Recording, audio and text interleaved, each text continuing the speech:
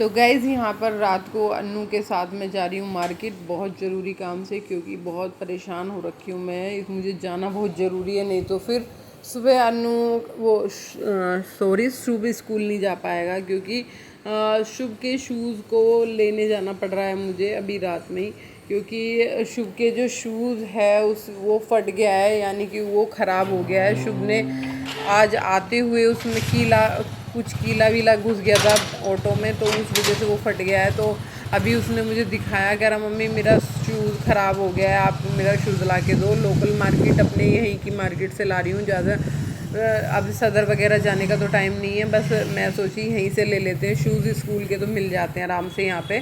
और क्योंकि होता है ना कि अगर मैं नहीं ला के दूँगी तो शुभ सुबह स्कूल नहीं जाएगा। वो आपको पता ही है, बच्चे ज़रा सा भी फट जाती हैं चीज़ें, नहीं लेते। तो फिर बस मुझे तुरंत आना पड़ा। मैं इन्हीं की शॉप पे आती हूँ हमेशा, इनकी यहाँ से ही लेती हूँ। तो यहाँ से मैं डेली वेयर के सारे शूज़ लेती हूँ जो बच्चे घर में पहनते हैं या मैं घर में पहनती हूँ, बाकी के और तो मैं सदर से ही लेती हूँ।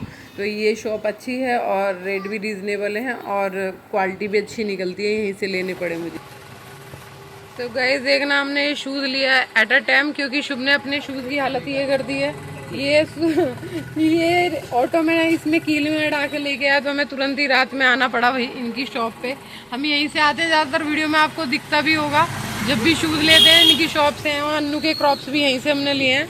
तो अभी हमें रात के 8 बज रहे हैं, हमें पहले अब शूज़ लेने आना पड़ा, क्योंकि शूज़ इतने ज़्यादा ख़राब हो गए थे, सुबह तक पहन नहीं सकता था।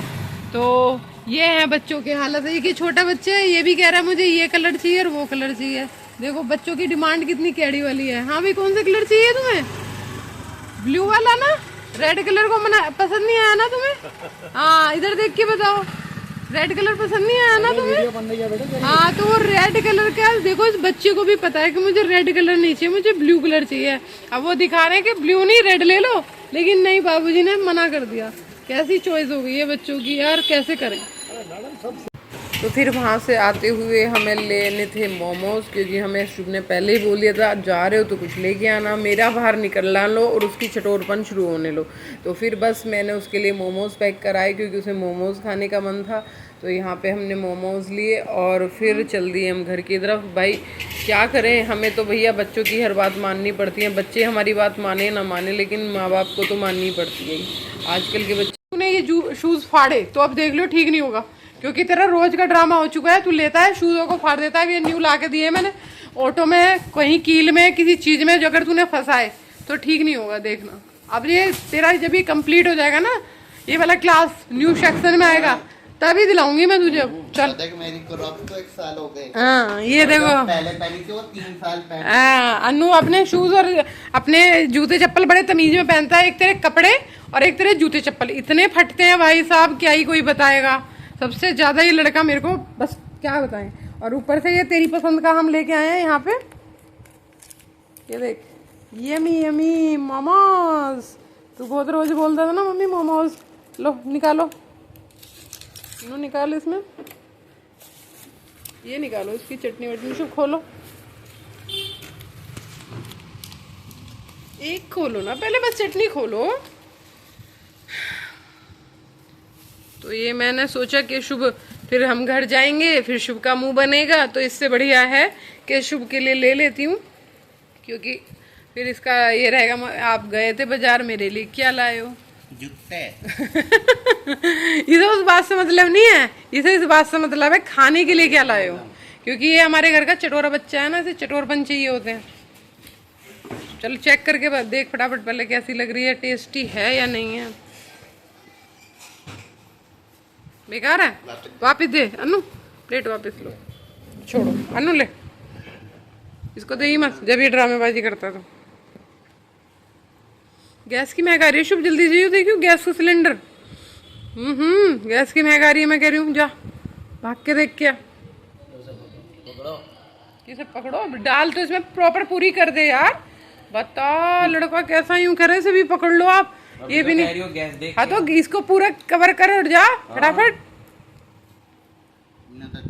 अभी यहाँ पे मेरा दूध हो रहा है, मैंने यहाँ पे दूध चढ़ा दिया है गैस पे। और यहाँ मेरी सब्ज़ी मैंने बनाई है आज खाने में, ये आलू शिमला की सब्ज़ी बनाई है और ये गरम हो रही है। तो बना तो मैं पहले लेती हूँ थोड़ी देर पहले, और फिर बाद में जब खाना होता है तो गर्म कर लेती हूँ। अभी इधर यहाँ पे मैंने तवा चढ़ा रखा है।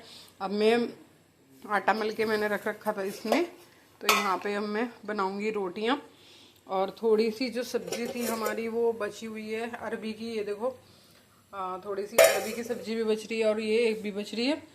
तो अभी खाना खाएंगे। अब रात का समय हो रहा है, करीब बज रहे हैं रात के 8:30। तो अभी मैं खाना वाना बना के खिला के बच्चों को, उसके बाद फिर मैं आपसे आगे मिलती हूँ।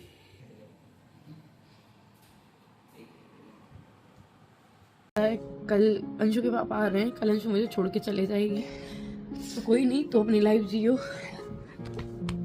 कोई बात नहीं है, ठीक है, जो है तो ठीक है। मतलब मैं अभी तक इसकी वजह से रुकी थी, क्योंकि हम दोनों एक दूसरे के बिना नहीं रह सकते थे, बिल्कुल ना मैं इसके बिना रह सकती ना ये मेरे बिना रह सकती। और पता है चीजें असर से ऊपर हो गई बहुत ज्यादा।